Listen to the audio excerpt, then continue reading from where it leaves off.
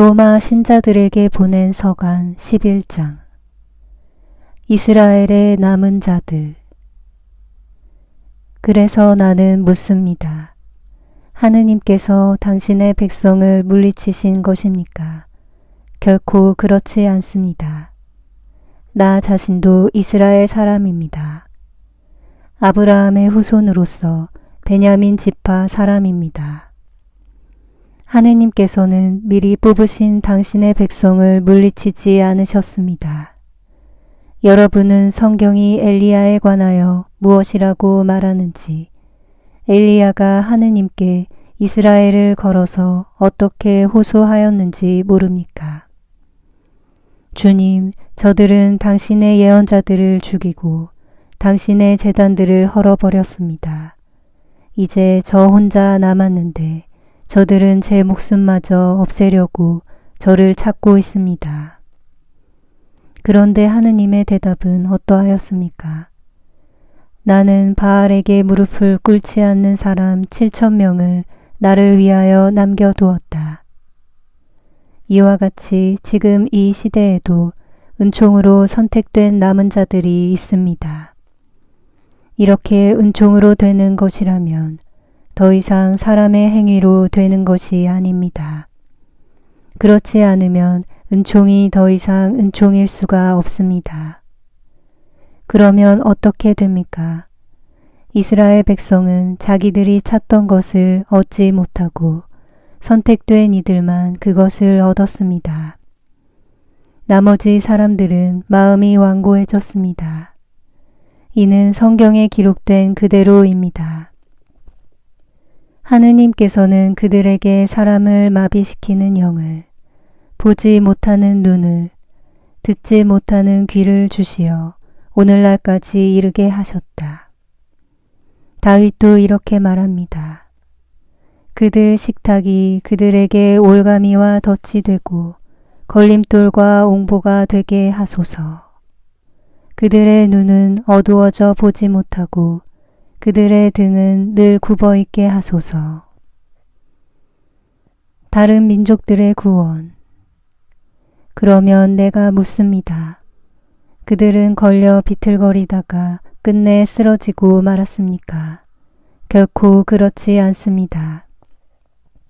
오히려 그들의 잘못으로 다른 민족들이 구원을 받게 되었고, 그래서 그들이 다른 민족들을 시기하게 되었습니다. 그런데 그들의 잘못으로 세상이 풍요로워졌다면, 그들의 실패로 다른 민족들이 풍요로워졌다면, 그들이 모두 믿게 될 때에는 얼마나 더 풍요롭겠습니까? 이제 나는 다른 민족 출신인 여러분에게 말합니다. 나는 이민족들의 사도이기도 한 만큼 내 직분을 영광스럽게 생각합니다. 이것은 내가 내 살부치들을 시기하게 만들어 그들 가운데에서 몇 사람만이라도 구원할 수 있을까 해서입니다.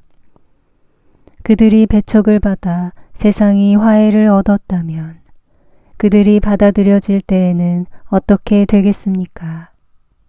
죽음에서 살아나는 것이 아니고 무엇이겠습니까? 만물로 바치는 빵 반죽 덩이가 거룩하면 나머지 반죽도 거룩합니다. 뿌리가 거룩하면 가지들도 거룩합니다. 그런데 올리브 나무에서 몇몇 가지가 잘려나가고 야생 올리브 나무 가지인 그대가 그 가지들 자리에 접붙여져 그 올리브 나무 뿌리에 기름진 수액을 같이 받게 되었다면 그대는 잘려나간 그 가지들을 얕보며 자만해서는 안 됩니다. 그대가 뿌리를 지탱하는 것이 아니라 뿌리가 그대를 지탱하는 것입니다. 이제 그대는 가지들이 잘려나간 것은 내가 접붙여지기 위해서였다 하고 말할 것입니다. 옳은 말입니다. 그들은 믿지 않아서 잘려나가고 그대는 믿어서 그렇게 서 있는 것입니다. 그러니 오만한 생각을 하지 말고 오히려 두려워하십시오. 하느님께서 본래의 가지들을 아까워하지 않으셨으면 아마 그대도 아까워하지 않으실 것입니다. 그러니 하느님의 인자하심과 함께 준엄하심도 생각하십시오. 하느님께서는 떨어져 나간 자들에게는 준엄하시지만 그대에게는 인자하십니다. 오직 그분의 인자하심 안에 머물러 있어야 합니다. 그렇지 않으면 그대도 잘릴 것입니다. 그들도 불신을 고집하지 않으면 다시 접붙여질 것입니다. 하느님께서는 그들을 다시 접붙이실 능력이 있으십니다. 그대가 본래의 야생 올리브 나무에서 잘려나와 본래와 달리 참 올리브 나무에 접붙여졌다면 본래의 그 가지들이 제 올리브 나무에 접붙여지는 것이야 얼마나 더 쉬운 일이겠습니까? 온 이스라엘의 구원. 형제 여러분, 나는 여러분이 이 신비를 알아 스스로 슬기롭다고 여기는 일이 없기를 바랍니다. 그 신비는 이렇습니다. 이스라엘의 일부가 마음이 완고해진 상태는 다른 민족들의 수가 다 찰 때까지 이어지고 그 다음에는 온 이스라엘이 구원을 받게 되리라는 것입니다. 이는 성경에 기록된 그대로입니다. 시온에서 구원자가 오시어 야곱에게서 불경함을 치우시리라. 이것이 내가 그들의 죄를 없앨 때 그들과 맺어줄 나의 계약이다. 그들은 복음의 관점에서 보면 여러분이 잘 되리라고 하느님의 원수가 되었지만 선택의 관점에서 보면 조상들 덕분에 여전히 하느님께 사랑을 받는 이들입니다. 하느님의 은사와 소명은 철회될 수 없는 것이기 때문입니다. 여러분도 전에는 하느님께 순종하지 않았지만 이제는 그들의 불순종 때문에 자비를 입게 되었습니다.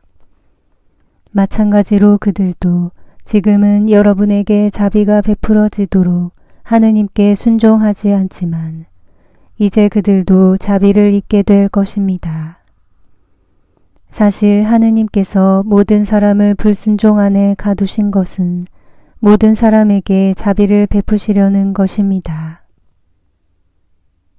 하느님 찬미가. 오 하느님의 풍요와 지혜와 지식은 정녕 깊습니다. 그분의 판단은 얼마나 헤아리기 어렵고 그분의 길은 얼마나 알아내기 어렵습니까? 누가 주님의 생각을 안 적이 있습니까? 아니면 누가 그분의 조언자가 된 적이 있습니까? 아니면 누가 그분께 무엇을 드린 적이 있어 그분의 보답을 받을 일이 있겠습니까? 과연 만물이 그분에게서 나와 그분을 통하여 그분을 향하여 나아갑니다. 그분께 영원토록 영광이 있기를 빕니다. 아멘. 로마 신자들에게 보낸 서간 12장. 그리스도인의 새로운 생활. 그러므로 형제 여러분, 내가 하느님의 자비에 힘입어 여러분에게 권고합니다. 여러분의 몸을 하느님 마음에 드는 거룩한 산 제물로 바치십시오. 이것이 바로 여러분이 드려야 하는 합당한 예배입니다. 여러분은 현세에 동화되지 말고 정신을 새롭게 하여 여러분 자신이 변화되게 하십시오. 그리하여 무엇이 하느님의 뜻인지, 무엇이 선하고 무엇이 하느님 마음에 들며 무엇이 완전한 것인지 분별할 수 있게 하십시오. 하느님께서 나에게 베푸신 은총에 힘입어 여러분 모두에게 말합니다. 자신에 관하여 마땅히 생각해야 하는 것 이상으로 분수에 넘치는 생각을 하지 마십시오. 저마다 하느님께서 나누어 주신 믿음의 정도에 따라 건전하게 생각하십시오. 우리가 한 몸 안에 많은 지체를 가지고 있지만 그 지체가 모두 같은 기능을 하고 있지 않듯이 우리도 수가 많지만 그리스도 안에 한 몸을 이루면서 서로 지체가 됩니다. 우리는 저마다 하느님께서 베푸신 은총에 따라 서로 다른 은사를 가지고 있습니다. 그것이 예언이면 믿음에 맞게 예언하고 봉사면 봉사하는 데에 써야 합니다. 그리고 가르치는 사람이면 가르치는 일에, 권면하는 사람이면 권면하는 일에 힘쓰고, 나누어 주는 사람이면 순수한 마음으로, 지도하는 사람이면 열성으로, 자비를 베푸는 사람이면 기쁜 마음으로 해야 합니다. 그리스도인의 생활 규범. 사랑은 거짓이 없어야 합니다. 여러분은 악을 혐오하고 선을 꼭 붙드십시오. 형제애로 서로 깊이 아끼고 서로 존경하는 일에 먼저 나서십시오. 열성이 줄지 않게 하고 마음이 성령으로 타오르게 하며 주님을 섬기십시오. 희망 속에 기뻐하고 환난 중에 인내하며 기도에 전념하십시오. 궁핍한 성도들과 함께 나누고 손님 접대에 힘쓰십시오. 여러분을 박해하는 자들을 축복하십시오. 저주하지 말고 축복해 주십시오. 기뻐하는 이들과 함께 기뻐하고 우는 이들과 함께 우십시오. 서로 뜻을 같이 하십시오. 오만한 생각을 버리고 비천한 이들과 어울리십시오. 스스로 슬기롭다고 여기지 마십시오. 아무에게도 악을 악으로 갚지 말고 모든 사람에게 좋은 일을 해줄 뜻을 품으십시오. 여러분 쪽에서 할 수 있는 대로 모든 사람과 평화로이 지내십시오. 사랑하는 여러분, 스스로 복수할 생각을 하지 말고 하느님의 진노에 맡기십시오. 성경에서도 복수는 내가 할 일, 내가 보복하리라 하고 주님께서 말씀하십니다. 오히려 그대의 원수가 줄이거든 먹을 것을 주고 목말라 하거든 마실 것을 주십시오. 그렇게 하는 것은 그대가 숯불을 그의 머리에 놓는 셈입니다. 악에 굴복당하지 말고 선으로 악을 굴복시키십시오.